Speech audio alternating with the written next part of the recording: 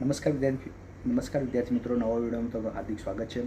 આજના વિડીયોમાં આપણે વાત કરવાની છે કે વિદ્યાર્થીઓ માટે કયા મહત્ત્વના ડોક્યુમેન્ટ હોય છે અને ફ્યુચરમાં ફોર્મ ભરવા વખતે કે સ્કોલરશિપ મેળવવાના ટાઈમે ઇમ્પોર્ટન્ટ ડોક્યુમેન્ટ કયા કયા હોય છે.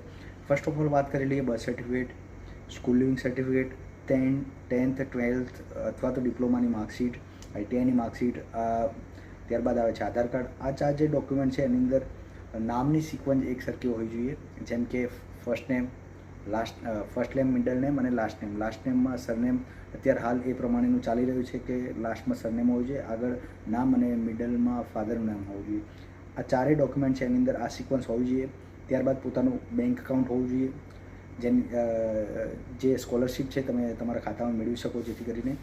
ત્યારબાદ આવે છે કાસ્ટ સર્ટિફિકેટ, જો એપ્લિકેબલ હોય તો કાસ્ટ સર્ટિફિકેટ પણ હોવું જોઈએ. SC ST OBC અને EWS જે બી લાગે વળગતું હોય એ કાસ્ટ સર્ટિફિકેટ કઢાવીને રાખવાનું છે. ફોટો કોપી અને સિગ્નેચર જે છે એની સ્કેન કોપી તમારે હોવી જોઈએ. તો ભવિષ્યમાં તમારે કોઈ ગવર્મેન્ટ એક્ઝામ આપી છે એના રિલેટેડ કોઈ ફોર્મ ભરવા છે અથવા તો તમારે સ્કોલરશિપ રિલેટેડ કોઈ ફોર્મ ભરવા છે તો આટલી વસ્તુઓ તમારી જોડે સ્કેન કોપીમાં, હાર્ડ કોપીમાં અને એક એક્સ્ટ્રા સેટની કોપી હોવી જોઈએ.